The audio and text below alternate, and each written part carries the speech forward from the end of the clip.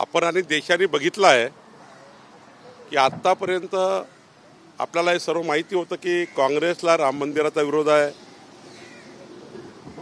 प्रभू रामचंद्राच्या दर्शनाकरता राम जन्मभूमीमध्ये प्रभू रामचंद्राचं भव्य मंदिर व्हावं याकरता काँग्रेस पार्टीने विरोध दर्शवला किंवा त्यांच्या वागण्यातनं आतापर्यंत ही भूमिका आपल्याला दिसली.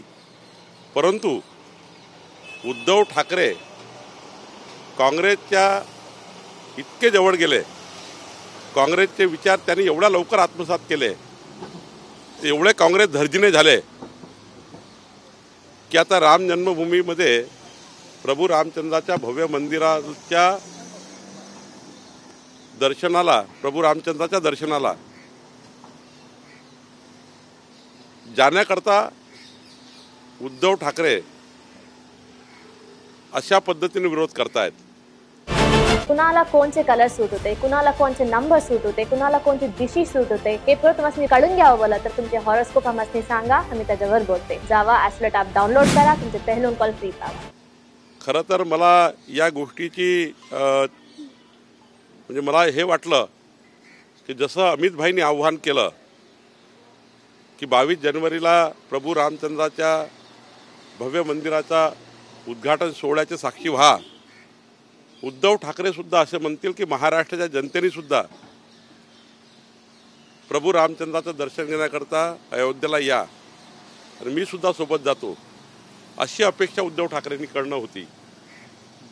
पण उद्धव ठाकरेंनी जी आज प्रेस घेतली त्यावरनं मला असं वाटतं की हिंदू हृदय सम्राट बाळासाहेब ठाकरेजी यांचा आत्मा नक्की दुखावला असेल की उद्धव ठाकरे मताच्या राजकारणाकरता काँग्रेस धर्जिने झाले. आज प्रचंड मोठं दुःख माननीय बाळासाहेब ठाकरे यांच्या आत्म्याला झालं असेल असं मला वाटतं. सर, राज ठाकरेंनी देखील या मुद्द्यावरून भाजपवर टीका केली आहे. ते म्हणतात की त्यांनी कदाचित टूर अँड ट्रॅव्हल्स नावाने खातं उघडलं असावं, आतापर्यंत जी कामं केली त्यावर लोकसभेच्या निवडणुका खऱ्या अर्थाने लढायला पाहिजे असं राज ठाकरे म्हणाले. माननीय मोदीजींनी 9 वर्षामध्ये इतकी कामं केली आहे की आम्हाला इतकं सांगण्यालायक आमच्याकडे आहे की आमचा निवडणुकीचा अजेंडा नाही आहे. 527 वर्षापासून प्रभू रामचंद्र रामलल्ला हे तंबूमध्ये आहेत, विराजमान होते आणि आता भव्य मंदिर या ठिकाणी उभं झालं आहे. त्या मंदिरामध्ये प्रभू रामचंद्राचं दर्शन घेण्याकरता आव्हान करणे इतकं एलर्जी का झाली आहे, कशाकरता एवढी एलर्जी झाली आपल्याला? आणि संपूर्ण देश वाट बघतो आहे, संपूर्ण जगातले भारतीय वाट बघताय 22 जानेवारीची. आणि अशा वेळी इतक्या चांगल्या क्षणाचे साक्षीदार होण्याऐवजी, तो दीपोत्सवाचे साक्षीदार होण्याऐवजी, 22 जानेवारीचा दीपोत्सव याचे साक्षीदार होण्याऐवजी राजकारणामध्ये इतक्या आपण नांदेड झालो आहोत का की आपण आमच्या आव्हानाला शेवटी सर्वांनीच आव्हान केलं पाहिजे. मी तर म्हणतो राजसाहेबांनी आव्हान केलं पाहिजे, उद्धव ठाकरेंनी आव्हान केलं पाहिजे की 527 वर्षाचं 25 पिढ्यांचं स्वप्न या देशाचं पूर्ण झालं. भारतभूमी ज्या दिवसाची वाट बघताय तो दिवस आला आहे.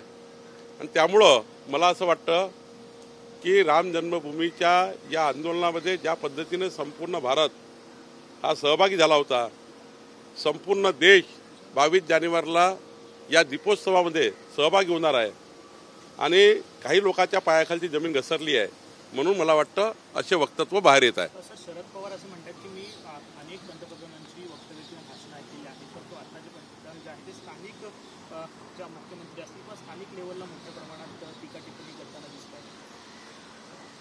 नाही, ज्या राज्यामध्ये आपण माननीय प्रधानमंत्री गेलेत शेवटी राज्याच्या निवडणुका आहेत ना, राज्याच्या निवडणुकीमध्ये राज्यामध्ये काय चालू होतं हे तर मांडलंच गेलं पाहिजे. माननीय प्रधानमंत्री जे मांडतात आहे ते वस्तुस्थिती मांडतात आहे आणि ते वस्तुस्थिती मांडतात आहे प्रधानमंत्री. आणि माननीय मोदीजीवर विश्वास आहे लोकांना, मोदीजी मांडताय ते खरं आहे. आणि म्हणून पायाखालची वाळू घसरली आहे छत्तीसगडमध्ये, पायाखालची वाळू घसरली आहे तेलंगणामध्ये, मध्य प्रदेशमध्ये त्या पद्धतीनं आम्ही पुढे जातो आहे, राजस्थानमध्ये पुढे गेलो आहे. मला वाटतं की आता शरद पवार साहेबांकडनं दुसरी अपेक्षा काय हीच अपेक्षा राहणार आहे. सर जरांगे दीक्षित यांची चर्चा जी आहे ती सकाळपासून सुरू झाली होती. कसं बघता ते त्यांना जागा देणार आहेत आणि ती पण पूनम महाजनच्या विरोधात 3 जागा असतात, त्याच्या बदली 3 जागा असतात. आत्तापर्यंत ना माधुरी दीक्षितजी ना मला कुठलाही संपर्क झाला, ना कुठल्या पक्षाच्या कुठल्याही चर्चेत आहे, ना कुठली त्या ठिकाणी त्यांच्या प्रवेशाची किंवा त्यांना तिकीट देण्याची बातमी नाही आहे. बातमी आमच्याकडे नाही आहे. कपोलकल्पित बातमी तयार केली आहे. सर मनोज जरांगे आता म्हणतात की सरकारने आता लेखी आश्वासन द्यायला हवं. दिवसेंदिवस त्यांचे वेगळ्या मागण्या वाढत आहेत, त्यांची भाषा आता बदलत चालली. माननीय एकनाथ शिंदेजींनी स्पष्टपणे छत्रपती शिवरायासमोर मराठा समाजाला आरक्षण देण्याचं मान्य केलं आहे आणि मला एकनाथ शिंदेजीवर विश्वास आहे की एकनाथ शिंदेजी हे सरकारची सारी यंत्रणा लावून मराठा समाजाला वेगळं आरक्षण देण्याचा निर्णय करतील. याबद्दल सर्व मराठा समाजाच्या लोकांनी आणि मराठा समाजाने एकनाथ शिंदेवर विश्वास ठेवला पाहिजे. ते राज्याचे मुख्यमंत्री आहे आणि मला विश्वास आहे की एकनाथ शिंदेवर मराठा समाजाची संपूर्ण जनता विश्वास ठेवेल. ओबीसी संदर्भात एक आता पुन्हा एकदा मेळावा होतोय जालनामध्ये. नाही, ओबीसी समाजाचं आरक्षण कमी होऊ नये, ओबीसी समाजाचं आरक्षण कायम राहावं याची भूमिका आहे. याबद्दल सर्वांचंच मान्य आहे की सर्वपक्षीय लोकांनी मुख्यमंत्र्यांसमोर मांडला आहे आणि त्यांना मुख्यमंत्र्यांनी मान्यता दिली आहे. सरकारने मान्यता दिली, सरकारने मान्य केलं आमच्या सर्वपक्षीय बैठकीमध्ये की ओबीसी समाजाला आम्ही त्या ठिकाणी कुठला धक्का लावणार नाही. त्यामुळं प्रदर्शन करणे काही चूक नाही आहे. शेवटी समाज हा आपापलं प्रदर्शन करत असतो. तुम्ही जाणार आहात का त्या मेळाव्यासाठी? आमचे प्रतिनिधी जाणार आहे. शेवटी सर्वच पक्षाचे प्रतिनिधी सर्वपक्षीय त्या ठिकाणी लोक बोलवले आहे, तर आमच्याही पक्षाचे प्रतिनिधी जातील. सर, शिंदे गटातील लोकसभेच्या जागांना घेऊन भाजप कुठेतरी चिंतेमध्ये असल्याचं कुठेतरी शिंदे गट जागा बदलल्या जातील, नवीन उमेदवार दिले जातील शिंदे गटाकडून असं चर्चा. भाजपने जबाबदारी घेतली आहे सर. माननीय एकनाथ शिंदेजीकडे ज्या सीट जाणार आहे त्याच्यावर कोण उमेदवार असणार हे एकनाथ शिंदेजी ठरवतील. अजितदादाकडे सीट जाणार आहे त्यांचे उमेदवार ते ठरवतील. आम्हाला काय अधिकार आहे? ना एकनाथ शिंदेजीच्या सीटवर आमचा अधिकार, ना त्या ठिकाणी अजित पवारजीच्या सीटवर आमचा अधिकार. आमचा अधिकार एवढाच आहे की 51% मतं शिंदेजी, अजित पवार आणि BJPच्या उमेदवाराला मिळतील याकरता भाजपची संघटना कशी कामाला लावायची हा अधिकार आम्हाला आहे. तो अधिकार आम्ही चांगल्या पद्धतीने करतो आहे. संघटना आम्ही चांगल्या पद्धतीने बांधतो आहे आणि आमची संघटना अजितदादा, एकनाथ शिंदे आणि भाजपा तीनही महायुतीचे आणि 11 पक्षाच्या महायुतीचे उमेदवार जे राहतील 51% मतं घेऊन विजयी होतील याकरता काम करता है आणि मला विश्वास आहे 45+ जागा महायुति जिंकेल. बावनकुळे साहब, एक सवाल ये है कि आज उद्धव ठाकरे ने इलेक्शन कमीशन को पत्र लिखकर उन पर कार्रवाई करने, उनके वोट का अधिकार छीनने जैसा पत्र लिखा है. उन्होंने कहा है कि जिस तरह से बाला साहब ठाकरे पर इलेक्शन कमीशन ने धर्म के आधार पर वोट मांगने का जो आरोप लगा था उसके बाद उनका अधिकार निकाल लिया था, ठीक उसी तरह पर आज इलेक्शन कमीशन ने अमित शाह पर कार्रवाई करनी चाहिए. आपकी क्या प्रतिक्रिया है? अमित भाई ने जो कहा है वो एक आह्वान है और आह्वान देश का कोई भी नेता कर सकता है. 527 साल बाद तंबू से रामलला भव्य मंदिर में जा रहे और ऐसे में मेरी अपेक्षा ऐसी थी कि अमित भाई ने जो कहा है वो उद्धव ठाकरे भी महाराष्ट्र में कहते हैं कि अमित भाई ने जो आह्वान किया वो सही है. महाराष्ट्र की जनता ने भी रामलला का दर्शन करने के लिए अयोध्या में चली है, मैं भी साथ चलता हूँ. ये अपेक्षित था उद्धव ठाकरे जी से. लेकिन कांग्रेस पार्टी के संपर्क में इतना आए हुए हैं उद्धव ठाकरे कि सारे विचार उद्धव ठाकरे के कांग्रेस पार्टी जैसे बने हैं. कांग्रेस पार्टी का पूरा ब्लड उद्धव ठाकरे की पार्टी में चले गया है. और आज मुझे इस बात का पक्का ये मेरा मानना है कि हिंदू हृदय सम्राट बाला साहेब ठाकरे जी ऊपर से देखते होंगे, उनके आत्मा को आज बहुत दुख होगा कि उद्धव ठाकरे कैसा इतना बिगड़ गए. ऐसा कौन सा उनको बीमारी हो गई कांग्रेस की कि उद्धव ठाकरे ऐसा बोल रहे हैं कि अमित भाई पे कार्रवाई करो. जो अमित भाई कहते हैं कि राम जन्मभूमि का, राम लल्ला का दर्शन लेने के लिए अयोध्या चलिए, इसमें क्या बात है? ये तो आह्वान होना ही चाहिए. ये तो सारे देश के नेताओं ने करना चाहिए. लेकिन मुझे मालूम है कांग्रेस पार्टी को विरोध है, कांग्रेस पार्टी को राम जन्मभूमि से लेके देखते हम लोग विरोध है। प्रभु रामचंद्र का मंदिर बना है, उनको अच्छा नहीं दिख रहा है, उनको उनके पाँव की जमीन खिसक गई है। जो वो नहीं कर सके वो माननीय मोदी जी के नेतृत्व में हुआ है।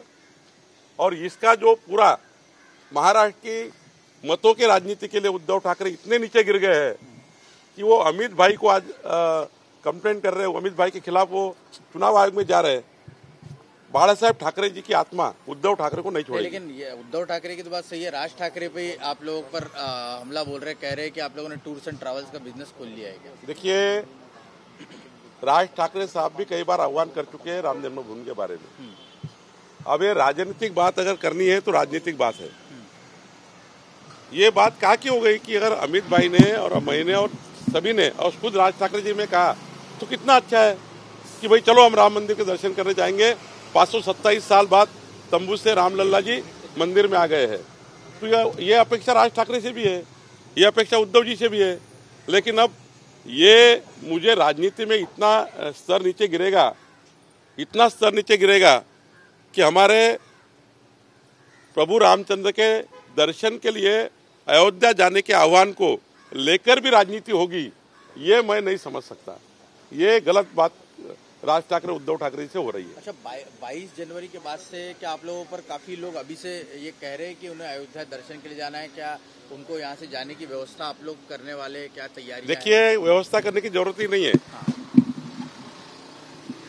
इस भारतीय के हर व्यक्ति के मन में कि वो विशाल रूप में देखूं जाकर, जो दीपोत्सव होने वाला है 22 जनवरी को, वो विशाल रूप देखने के लिए इस देश की हर जनता तरस रही है।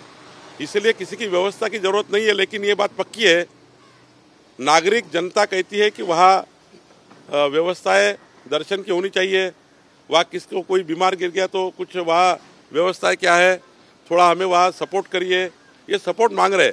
लेकिन रामलला के दर्शन करने के लिए अयोध्या को किसी को लेके जाने की जरूरत नहीं है। ऐसे ही लोग हमको कहते हैं, जब मैं कहता हूँ कि अयोध्या को कौन कौन जा रहे हैं तो हाथ ऊपर करते हैं लोग, हम जा रहे। तो ये साधारण जनता का मत है। जब भी छुट्टियां रहेगी, जब भी छुट्टी आएगी, तब महाराष्ट्र को, देश के लोग अयोध्या को दिखेंगे। यही भावना लोगों के मन में है। सर, एक शेवटचा प्रश्न आहे। महायुतीच्या जागा वाटपाच्या गणित असं समोर आलेल्याची माहिती जी येते, 22 जागा भाजपला आणि 13 जागा शिवसेनेला, 9 जागा राष्ट्रवादीला, असं काही चित्र उभं झालंय? चित्र हे कोणी उभं केलं मला माहिती नाही, पण जोपर्यंत माननीय आमचे केंद्रीय पार्लमेंटरी बोर्ड आणि राज्यातले 3 नेते देवेंद्रजी, एकनाथजी आणि अजित पवारजी एकत्रित पद्धतीने एका एका जागेवर निर्णय करत नाही, तोपर्यंत कुठलंही जागा वाटप समजायचं नाही। अजित पवारांवरती भाजपचा नाराज असल्याची चर्चा बनते। कुठेतरी चंद्रकांत पाटील आधी अजित पवारांना विरोध म्हणाले, आता गिरीश महाजन देखील अजित पवारांना विरोध म्हणाले। अजित दादा हे अत्यंत चांगले नेते आहेत। आम्हाला कुठल्याही अजित दादाबद्दलचा त्या ठिकाणी कुठलाही वेगळी भावना नाही। चांगल्या पद्धतीनं ते या ठिकाणी महायुतीचं काम करतायत आणि एक चांगले नेते महायुतीला मिळाले आहेत। 3 बॅट्समन महायुतीमध्ये आहेत। 400च्या वर रन काढले काल। वर्ल्ड कप जिंकणार आहे आणि यानंतर सर्व मॅच जिंकणार आहे। त्यामुळे 3 बॅट्समन आहे। बॅट्समनही ते आहे, बॉलरही ते आहेत। त्यामुळे काळजी करू नका। यानंतर या महाराष्ट्रात सेंचुऱ्या होणार आहे। ग्रामपंचायतच्या निकालात तुम्हाला सेंचुरी मिळाली। सुप्रीम कोर्टाने जर महानगरपालिकेच्या निवडणुका लावल्या तिकडे सेंचुरी मारणार आहे। 45+ लोकसभेत, 225+ विधानसभेत।